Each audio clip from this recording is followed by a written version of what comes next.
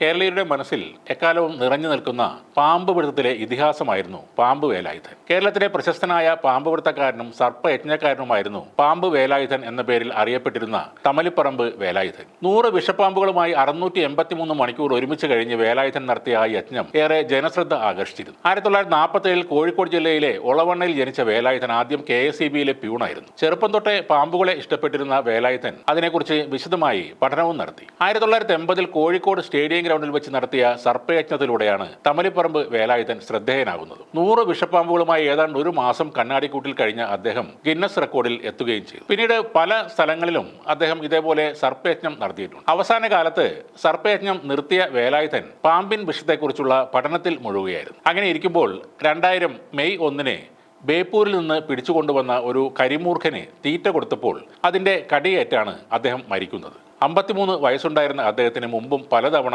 പാമ്പുകളുടെ കടിയേറ്റിട്ടുണ്ട്. പാമ്പുകടിക്ക് ഫലപ്രദമായ ചികിത്സ കിട്ടാതിരുന്ന ഒരു കാലത്താണ് വേലായുധൻ വിഷപ്പാമ്പുകളുമായുള്ള ഈ യജ്ഞമെല്ലാം നടത്തിയത്. ഇത് കാണാൻ 1980 ഓഗസ്റ്റ് 17 സ്റ്റേഡിയത്തിലേക്ക് എത്തിയത് 10,000-ങ്ങളായിരുന്നു. പക്ഷേ 1980 സെപ്റ്റംബർ 16 പാമ്പുകടിയേറ്റ് അബോധാവസ്ഥയിലായ വേലായുധൻ രക്ഷപ്പെടുകയും സർപ്പയജ്ഞം അങ്ങനെ പാതി വഴിയിൽ നിർത്തുകയുമായിരുന്നു. കേരളത്തിൽ അങ്ങോളം ഇങ്ങോളം വേലായുധനോടൊപ്പം വിഷപ്പാമ്പുകളുമായി സഞ്ചരിച്ച് മകൾ സംഗീതയും അന്ന് ആൾക്കൂട്ടത്തിന് ഒരു വിസ്മയമായിരുന്നു. ഒരിക്കൽ കോട്ടയത്ത് ഒരു പ്രദർശനം നടത്തുമ്പോൾ സംഗീതക്ക് മൂർഖൻ പാമ്പിന്റെ കടിയേറ്റിട്ടുമുണ്ട്. വേലായുധൻ മരിക്കുമ്പോൾ 3 വയസ്സ് മാത്രം പ്രായമായിരുന്ന സംഗീത ഇന്ന് കേരളത്തിലെ ഏറ്റവും നല്ലൊരു പാമ്പ് പിടുത്തക്കാരി കൂടിയാണ്. പാമ്പുകളെ കുറിച്ചുള്ള അവബോധ ക്ലാസുകളും അവർ നടത്തുന്നുണ്ട്. സംഗീത വസ്ത്രങ്ങൾ സ്വന്തമായി രൂപകൽപ്പന ചെയ്യും. മോഡേൺ ബസാറിൽ bright fashion designing and stitching എന്ന സ്ഥാപനത്തിന്റെ നടത്തിപ്പുകാരിയുമാണ് പഴയ പാമ്പ് വേലായുധന്റെ മകൾ സംഗീത.